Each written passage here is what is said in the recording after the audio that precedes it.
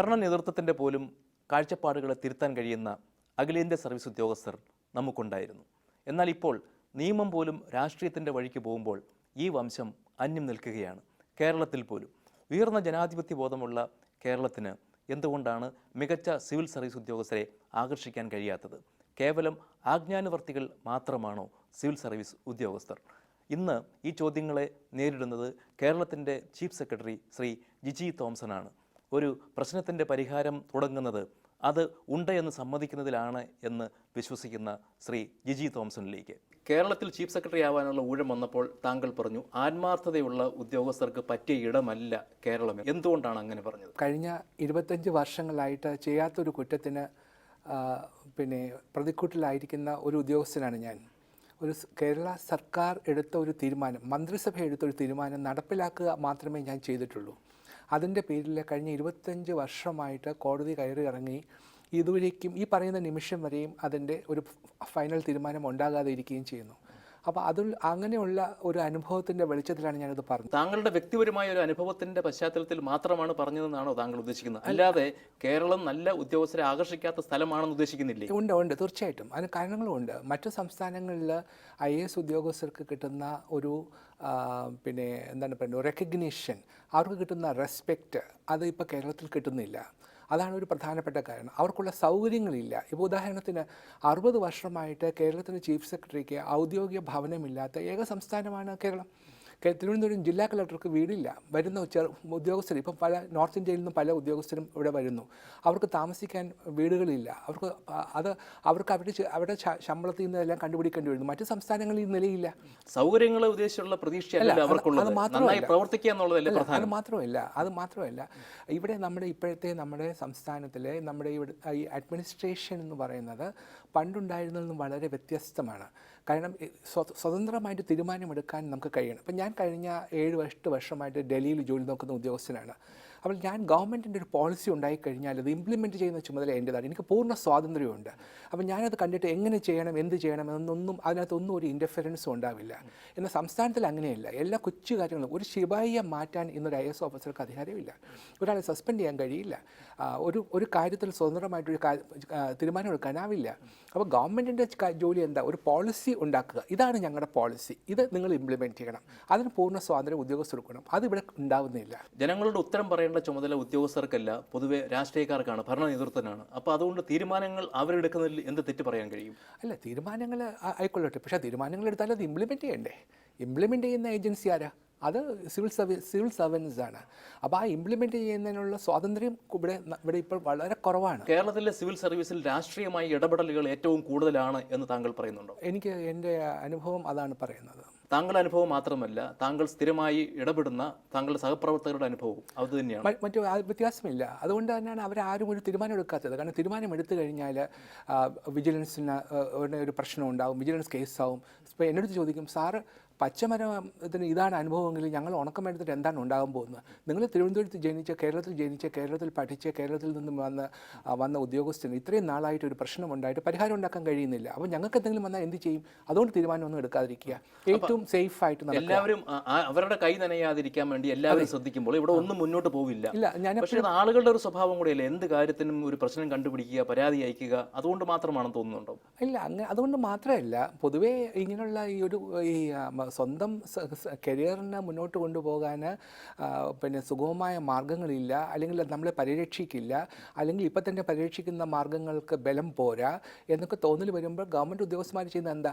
അവർ ഒരു safety measure അങ്ങ് സ്വീകരിക്കും. ഒരല്ലലുമില്ലാതെ കല്ലായിരിക്കാനാണ് എനിക്കേറെ ഇഷ്ടം എന്ന് അവരങ്ങ് തീരുമാനിക്കും. താങ്കൾ തന്നെ മുമ്പൊരിക്കൽ പറഞ്ഞിട്ടുണ്ട്, പൊതുവെ തടസ്സമുണ്ടാക്കുക എന്നതാണ് ഈ ഉദ്യോഗസ്ഥ വൃന്ദത്തിന്റെ രീതിയെന്ന്. എന്തുകൊണ്ടാണ് അവർ തടസ്സമുണ്ടാക്കുന്നത്? അവർക്ക് ഭരണ നേതൃത്വത്തെ പേടിയില്ലാഞ്ഞിട്ടല്ലേ?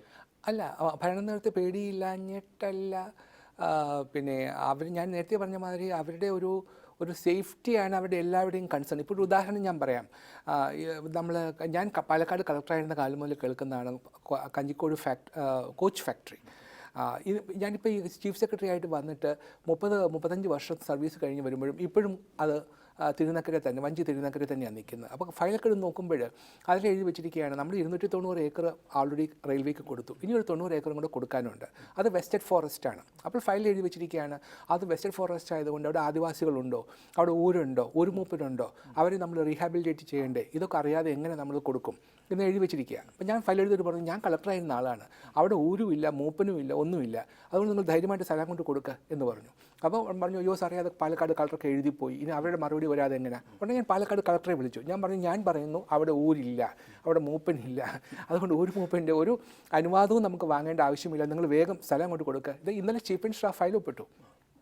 അപ്പോൾ ഇത് ഉദ്യോഗസ്ഥർ ഇങ്ങനെ ചെയ്യുന്നത് എന്താണെന്ന് വെച്ചാൽ അവരുടെ ഭയമാണ്, ഇതിങ്ങനെ എഴുതിപ്പോയാൽ നാളെ ഇനി അഥവാ അങ്ങനെ ഉണ്ടെങ്കിൽ അത് പിന്നീട് പെൻഷൻ വാങ്ങാൻ പറ്റും. അവരുടെ ഭയത്തിന് അടിസ്ഥാനമുണ്ട് എന്നല്ലേ താങ്കളുടെ തന്നെ അനുഭവം സൂചിപ്പിക്കുന്നത്? താങ്കളുടെ കരിയർ തന്നെ 25 വർഷം മുമ്പത്തെ ഒരു കേസിൽ കുരുങ്ങിക്കിടക്കുകയായിരുന്നു ഇത്രയും കാലം. അപ്പോൾ അവർ പറയുന്നത് പോലെ ചെയ്താൽ അപകടമാണെന്നൊരു സൂചന കൂടി അതിലില്ലേ? ഉണ്ട്, തീർച്ചയായിട്ടും നിഷേധിക്കുന്നില്ല. അല്ല, അപ്പോൾ എന്താണ് അപ്പോൾ ഇതിനൊരു പോംവഴി? ഇല്ല, അതിനകത്ത് ഉള്ളൊരു പോംവഴി എന്താ, ഗവൺമെൻറ് അവരുടെ റോൾ എന്താണ്, മന്ത്രിമാർ അവരുടെ റോൾ എന്താണെന്ന് അവർക്ക് കൃത്യമായിട്ട് അറിഞ്ഞിരിക്കണം. ഉദ്യോഗസ്ഥന്മാർക്ക് സ്വതന്ത്രമായിട്ട് ജോലി ചെയ്യാനുള്ള സൗകര്യം ഉണ്ടാക്കി കൊടുക്കണം. അവർ ചെയ്യുന്ന ബോണഫൈഡ് ഡിസിഷൻസിനെ പൂർണ്ണമായിട്ടും പിന്തുണയ്ക്കണം. അത് പിന്തുണയ്ക്കുന്ന ഒരാളാണ് നമ്മുടെ മുഖ്യമന്ത്രി. ഇപ്പോൾ എൻ്റെ കേസിനകത്ത് എൻ്റെ നിരപരാധിത്വം എന്താണെന്ന് ഏറ്റവും നന്നായി അറിയാവുന്ന ആളാണ് കേരള മുഖ്യമന്ത്രി. അതുകൊണ്ടാണ് അദ്ദേഹം വിളിച്ചിട്ട് ഞാൻ വന്നത്. എനിക്ക് ഇങ്ങനെയുള്ള ബുദ്ധിമുട്ടുകൾ ഉണ്ടായിരുന്നിട്ടും ഇവിടെ വരാൻ പാടില്ല എന്ന് ഞാൻ പല പ്രാവശ്യം തീരുമാനിച്ചെങ്കിലും എൻ്റെ പേഴ്സണലായിട്ടുള്ള ഞങ്ങൾക്ക് അദ്ദേഹത്തോടുള്ള ആദരവും ബഹുമാനവും എന്നോട് എൻ്റെ ഇന്നസെൻസ് അറിയാവുന്ന ഒരാളാണെന്നുള്ള ഒരു വസ്തുത കൊണ്ട് വെച്ചുകൊണ്ടാണ് ഞാൻ വരാൻ തീരുമാനിച്ചത്. പക്ഷേ അത് അദ്ദേഹത്തിൽ മാത്രം ഒതുങ്ങി നിൽക്കുന്നു. ഉദ്യോഗസ്ഥർക്ക് തീരുമാനങ്ങൾ എടുക്കാൻ കഴിയണം, അത് നടപ്പാക്കാൻ കഴിയണം. പക്ഷേ അത് ചെയ്യുമ്പോൾ എത്രത്തോളം അഴിമതി മുക്തമായിട്ട് അത് ചെയ്യാൻ കഴിയുമെന്ന് താങ്കൾ കരുതുന്നു കേരളത്തിൻ്റെ ഇപ്പോഴത്തെ അവസ്ഥയിൽ? അഴിമതി മുക്തമായിട്ട് ചെയ്യാനൊക്കെ സാധിക്കും. അതിന് ഒരു ആർജവം വേണം. ഇപ്പം അഴിമതി ഉണ്ടാകുന്ന മാർഗ്ഗങ്ങൾ ഏതൊക്കെയാണ് എന്നൊക്കെ ഒരു സെക്രട്ടറി ഒക്കെ ആയിട്ട് വരുന്നൊരു ഉദ്യോഗസ്ഥന് തീർച്ചയായിട്ടും അറിയാൻ സാധിക്കും. തൻ്റെ ഡിപ്പാർട്ട്മെൻറ്റിൽ അഴിമതി നടക്കുന്ന എവിടെയാണ്, ഏതൊക്കെ മാർഗ്ഗത്തിൽ കൂടിയാണ് ഇവർ ചെയ്യുന്നതെന്നൊക്കെ അവർ ഇതിനോടകം തന്നെ പഠിച്ചിട്ടുണ്ടാകും. അപ്പോൾ അത് പ്ലഗ് ചെയ്യണം. അതിനുള്ള മാർഗ്ഗം ഇപ്പോൾ ഏറ്റവും നല്ല മാർഗ്ഗം, ഒരു ഉദാഹരണം ഈ ഗവേണൻസ്. അപ്പോൾ ഈ ഗവേണൻസ് വന്നു കഴിഞ്ഞാൽ കുറേ നമുക്കിപ്പോൾ ഈ ടെൻഡറിങ് നേരത്തെ ടെൻഡർ ചെയ്തു, ഇപ്പോഴാണെങ്കിൽ ഈ ടെൻഡറിങ് വന്നു കഴിഞ്ഞാൽ അമേരിക്കയിലിരിക്കുന്ന ആളിനും ജപ്പാനിലിരിക്കുന്ന ആളിനും ഒരേ സമയത്ത് ടെൻഡറിൽ പാർട്ടിസിപ്പേറ്റ് ചെയ്യാം. അത് ടെൻഡർ തുറക്കുമ്പോൾ വരേണ്ട ആവശ്യമില്ല. നമ്മളിത് തുറന്നു കഴിഞ്ഞാൽ ആ നിമിഷം നമുക്ക് ഇൻ്റർനെറ്റിൽ കൂടെ അറിയാൻ സാധിക്കും L1 ആരാണ്. അപ്പോൾ അതിനകത്ത് കളവ് കാണിക്കാൻ സാധിക്കും, സുതാര്യമാവും. അപ്പോൾ അങ്ങനെയൊക്കെ ചെയ്യാൻ സാധിക്കും. അപ്പോൾ അതൊക്കെ ഉദ്യോഗസ്ഥന്മാർ ചെയ്യണം. അപ്പോൾ അത് ചെയ്യുമ്പോൾ പിന്നെ അതിനുള്ള ഒരു പൂർണ്ണ സ്വാതന്ത്ര്യം അവർക്ക് കൊടുക്കണം. ഈ അഴിമതി വിരുദ്ധ നടപടികൾ എത്രത്തോളം ഫലപ്രദമാണ്? ഇപ്പോൾ അടുത്ത കാലത്ത് സിവിൽ സർവീസിലെ കാര്യം മാത്രം എടുത്താൽ TS സൂരജിനെതിരെ കേസുണ്ടായി, ഫിറോസിനെതിരെ കേസുണ്ടായി, അതിനു മുമ്പ് രാഹുൽ ആർ നായറിന് SP-ക്കെതിരെ കേസുണ്ടായി. രാഹുൽ ആർ നായരെ തിരിച്ചെടുത്തു, ഫിറോസ് തിരിച്ചു വന്നു. TS സൂരജ് ഒരുപാട് സ്വത്ത് സമ്പാദിച്ചു എന്ന് എല്ലാ മാധ്യമങ്ങളും റിപ്പോർട്ട് ചെയ്തെങ്കിലും ഒരു ദിവസം അദ്ദേഹവും സർവീസിലേക്ക് തിരിച്ചു വന്നെന്ന് കേൾക്കാൻ കഴിയുമെന്നാണ് ഞാൻ കരുതുന്നത്. പക്ഷേ ഒരു വില്ലേജ് അസിസ്റ്റൻറ്റിനെ 500 രൂപ കൈക്കൂലിക്ക് പിടിച്ചു കഴിഞ്ഞാൽ അവൻ്റെ ജീവിതം തന്നെ പോയി. അപ്പോൾ വമ്പൻ സ്രാവുകൾക്ക് ഇതൊന്നും ബാധകമാവുന്നില്ല എന്ന് വാസ്തവമല്ലേ? നോക്കൂ, ഇത് ഈ നേരത്തെ പറഞ്ഞ രാഹുൽ നായരുടെ കേസിൽ അദ്ദേഹത്തെ തിരിച്ചെടുക്കാൻ തീരുമാനിച്ച കമ്മിറ്റിയുടെ ചെയർമാൻ ഞാനായിരുന്നു. രാഹുൽ എന്താണ് ഫിറോസിൻ്റെ കേസിലും അതേപോലെയുള്ള ഒരു തീരുമാനം ഞങ്ങളെടുത്തു. കാരണം എന്താ, ഇപ്പോൾ സുപ്രീം കോടതിയുടെ പുതിയ ഒരു ഡിസിഷൻ വന്നു. ഒരു ഉദ്യോഗസ്ഥനെ സസ്പെൻഡ് ചെയ്ത് കഴിഞ്ഞാൽ ആജീവനാന്തകാലം അവന് സസ്പെൻഷൻ നിർത്താൻ പാടില്ല. 3 മാസത്തിൽ കൂടുതൽ സസ്പെൻഷൻ നിർത്താൻ പാടില്ലെന്നാണ് സുപ്രീം കോടതി പറഞ്ഞിരിക്കുന്നത്. അല്ലെങ്കിൽ അതിന് മതിയായ കാരണങ്ങളുണ്ടായിരിക്കണം.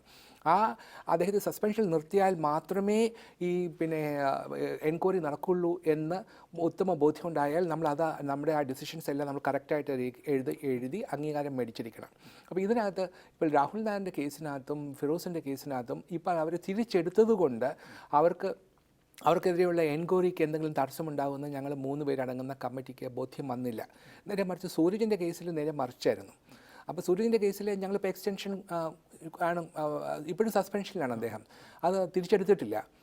അപ്പോൾ ഈ മറ്റേ 2 പേരുടെ കേസിലും ഉണ്ടായത് അതേ അളവുപോലെ ഞങ്ങൾ ഇവിടെ വെച്ച് നോക്കുമ്പോൾ ഇദ്ദേഹത്തിൻ്റെ കേസിൽ കുറേ കൂടി സീരിയസ് ആയിട്ടുള്ള കുറ്റങ്ങൾ ഉള്ളതായിട്ട് തോന്നി. കേരളത്തിന് പുറത്ത് ഇത്രയും അനുഭവങ്ങൾ കൂടി ഉള്ളതുകൊണ്ട് ഞാൻ ചോദിക്കുകയാണ്, കേരളത്തിൽ ഇപ്പോൾ പേടിക്കാതെ എന്ത് അഴിമതിയും ചെയ്യാവുന്നൊരവസ്ഥയുണ്ടോ?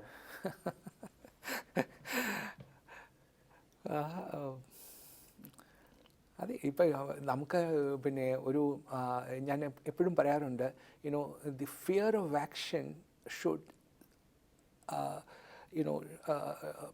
fear of action should chill their spines. ഒരു നടപടി ഉണ്ടാകുമെന്നുള്ളൊരു ഭയം അവൻ്റെ നട്ടലിനെ അവനെ മരവിപ്പിക്കണം. അങ്ങനെ ഒരു ഭയം വേണം. അങ്ങനെ ഒരു ഭയമില്ലെങ്കിൽ ഉദ്യോഗസ്ഥന്മാരും അഴിമതി കാണിക്കും. അത് ആക്ഷൻ നടപടി എടുത്തേ മതിയാവുള്ളൂ. അത് നമ്മൾ കാണുന്ന സമയത്ത് തന്നെ അതിനൊന്നും വെച്ച് നീട്ടാൻ പാടില്ല. ചിലപ്പോൾ നമ്മുടെ പ്രൊസീജിയേഴ്സൊക്കെ വളരെ വളരെ കമ്പസം ആയതുകൊണ്ട് പിന്നെ ഒരു സസ്പെൻഡ് ചെയ്തു, ആക്ഷൻ എടുത്തു, അത് കുറേ നീണ്ടുപോയി, ഉടനെ അതിൻ്റെ മെമ്മോ ഓഫ് ചാർജസ് കൊടുത്തില്ല, ഉടനെ തന്നെ അതിനകത്ത് എന്തെങ്കിലും ഒരു ടെക്നിക്കൽ ഫോൾട്ട് ഉണ്ടാവും, ഉടനെ അതിനെ തിരിച്ചെടുക്കും. അതിനേക്കാളും നല്ലത് ഒരു നടപടി കണ്ടു കഴിഞ്ഞാൽ ഇമ്മീഡിയറ്റ് ആക്ഷൻ എടുക്കണം. അങ്ങനെ എടുക്കുന്നു എന്ന് തോന്നൽ വന്നാൽ ഇത് ശരിയാവുള്ളൂ. അപ്പോൾ ഇത് ഇവിടെ കുറവാണ്. ഉദ്യോഗസ്ഥർക്ക് ആ പേടി ഉണ്ടാവണമെങ്കിൽ അവരെ നിയന്ത്രിക്കുന്ന ഭരണ നേതൃത്വം അതുപോലെ സുതാര്യതയുള്ളവരായിരിക്കണം, ധാർമ്മികമായും നിയമപരമായും ഒക്കെ പ്രവർത്തിക്കുന്നവരാവണം. അങ്ങനെ അല്ലാത്തതും ഈ പേടി കുറയാൻ കാരണമായിട്ടില്ലേ? തീർച്ചയായിട്ടും. കാരണം എന്ന് വെച്ചാൽ ഇതിനകത്ത് നമ്മൾ പിന്നെ ഇത് തീരുമാനമെടുക്കേണ്ട ആൾക്കാർ തീരുമാനമെടുത്താൽ മാത്രം പോരാ, നടപ്പിലാക്കുന്നില്ലെങ്കിൽ അത് നടപ്പിലാക്കാത്ത ഉദ്യോഗസ്ഥന്മാരെ കർശനമായിട്ട് അവരെ താക്കീത് ചെയ്യുകയും അവർ നടപടികൾ എടുക്കുന്നില്ലെങ്കിൽ അവരെ ശിക്ഷിക്കുകയും വേണം. അങ്ങനെ ഒരു ശിക്ഷയുടെ കുറവ് ഇവിടെ കാണുന്നുണ്ട്. അതാണ് ഇവിടുത്തെ നമ്മുടെ അഡ്മിനിസ്ട്രേഷനിൽ കുറേയധികം താളപ്പിഴകൾ ഉണ്ടായതെന്നാണ് എൻ്റെ പേഴ്സണലായിട്ടുള്ള അഭിപ്രായം. ഏത് സർക്കാർ വന്നാലും ഒരുതരം കോമ്പറ്റീറ്റീവ് പോപ്പുലിസവും അതുപോലെ ഡിസ്ട്രിബ്യൂഷൻ ഓഫ് പേട്ടണേജുമാണ് നടക്കുന്നതെങ്കിൽ എങ്ങനെയാവും ആ സംസ്ഥാനത്തിൻ്റെ സാമ്പത്തികമായ അവസ്ഥ? അവതാളത്തിലാവും, ഒരു സംശയവും വേണ്ട. അങ്ങനെ ആയിക്കഴിഞ്ഞാൽ അത് തിരുത്താൻ ഉദ്യോഗസ്ഥർക്ക് അവരുടെ ലെവൽ നിന്നുകൊണ്ട് എത്രത്തോളം കഴിയും? വളരെ പരിമിതമാണ്. ഇപ്പം നമ്മൾ ഉദ്യോഗസ്ഥർക്ക് ഇപ്പം നമ്മൾ സിവിൽ സർവൻ്റ് എന്ന നിലയ്ക്ക് എനിക്കെൻ്റെ അഭിപ്രായം തുറന്നു പറയാം. ഞാൻ അഭിപ്രായം ഫയലിൽ എഴുതി വയ്ക്കാം. അതിന് ഓവർ റൂൾ ചെയ്യാനുള്ള അധികാരം മന്ത്രിക്കുണ്ട്, അതിന് ഓവർ റൂൾ ചെയ്യാനുള്ള അധികാരം മന്ത്രിസഭയ്ക്കുണ്ട്.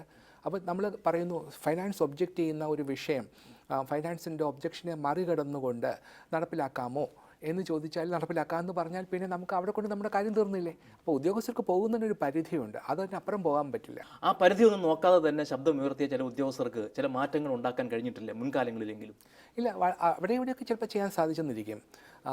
ഒരു പൊതുവായിട്ട് നമുക്ക് പറയാൻ പ്രയാസമാണ്. കാരണം ചിലപ്പോൾ ചില ഇൻഡിവിജ്വൽ മേഖലകളിൽ ഉദ്യോഗസ്ഥരുടെ അവരുടെ അവരുടെ നിശ്ചയദാർഢ്യവും അവരുടെ ആർജവും എല്ലാം കാരണം ചിലപ്പോൾ ഒരു വ്യതിയാനം ഉണ്ടായിരുന്നിരിക്കാം. പക്ഷെ ഓവറോൾ പ്രയാസം അവർക്ക് സ്ഥലം മാറ്റം കിട്ടാതിരിക്കണം എന്നുണ്ടെങ്കിൽ, അല്ലെങ്കിൽ നല്ല ഒരു പദവി കിട്ടണം എന്നുണ്ടെങ്കിൽ അവിടെയും വേണം ഭരണ നേതൃത്വത്തിൻ്റെ പിന്തുണ.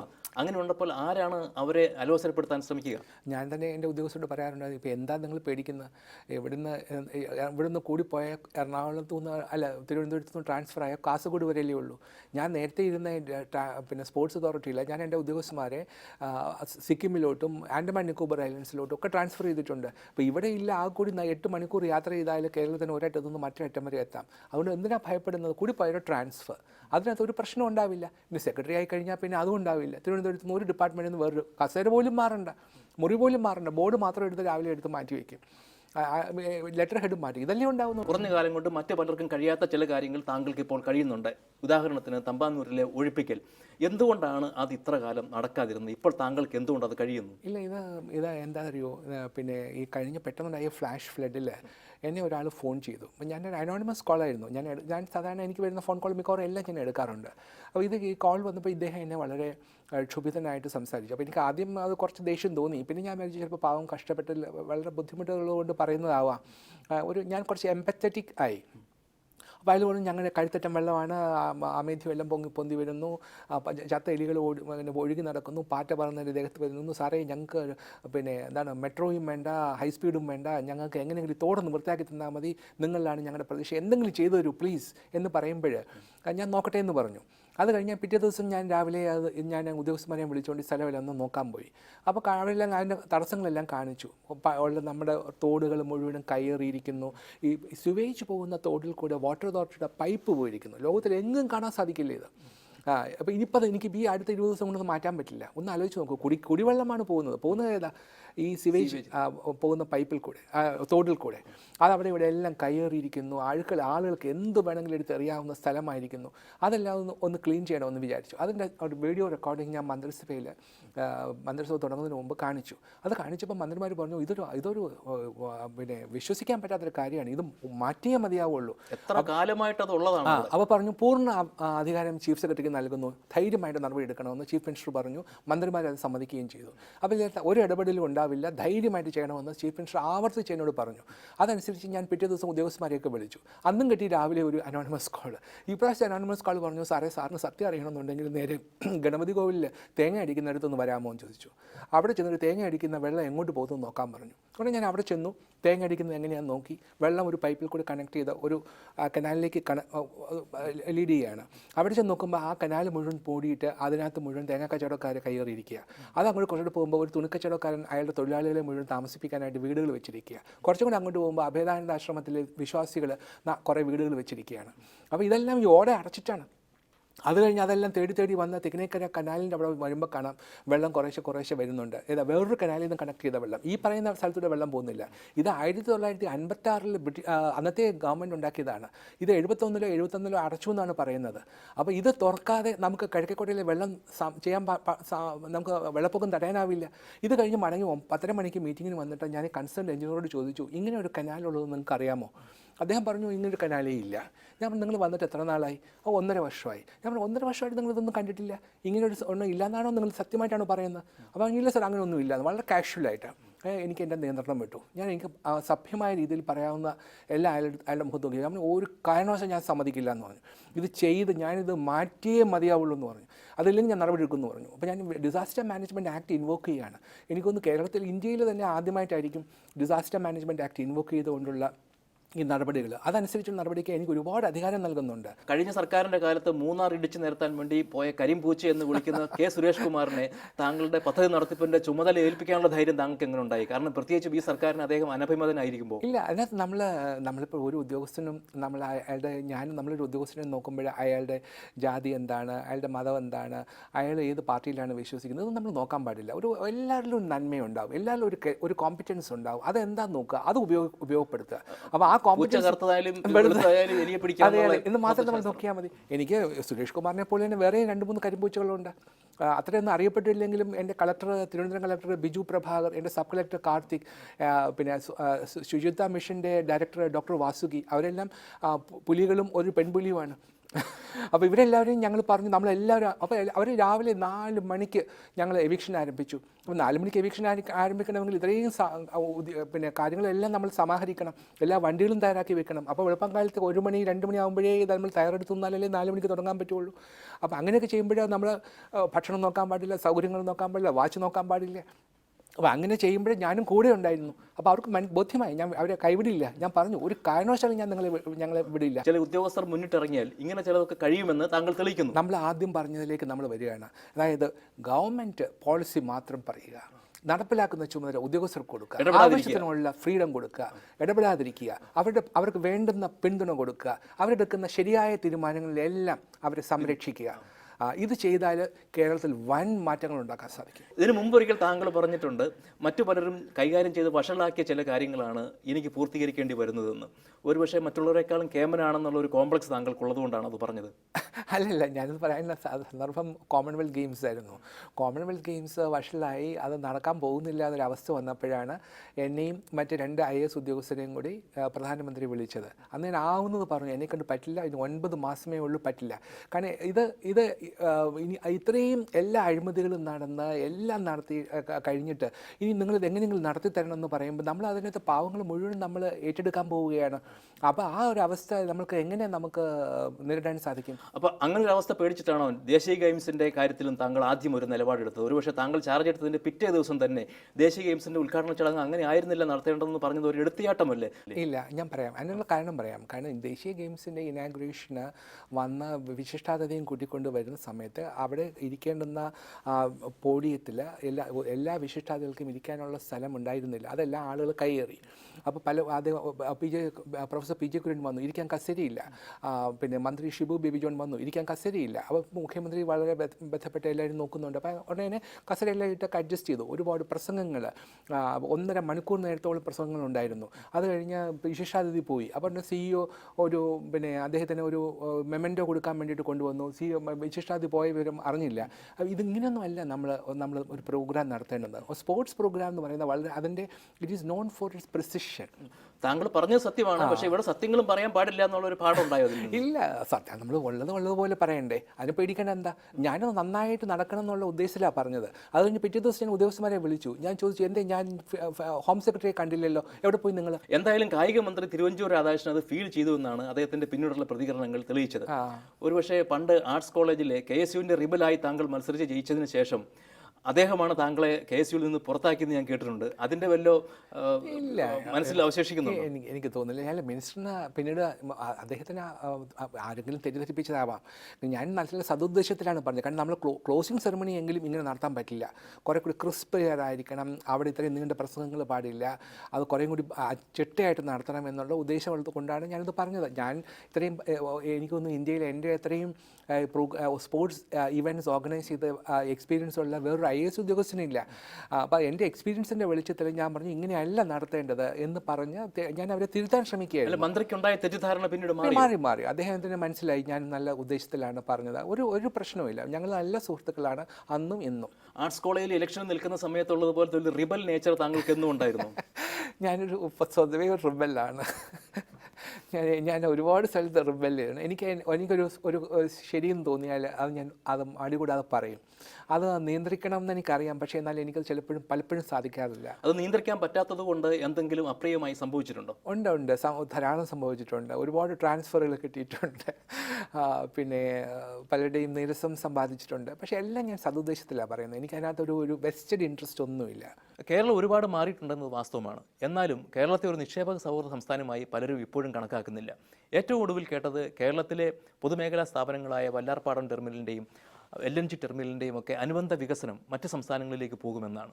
ഇപ്പോൾ അദാനി ഗ്രൂപ്പുമായി വിഴിഞ്ഞം പദ്ധതിക്കുണ്ടാക്കിയ കരാർ പോലും ഏറെ വിമർശിക്കപ്പെടാനും വിവാദമാകാനുള്ള സാധ്യത ഞാൻ കാണുന്നുണ്ട്.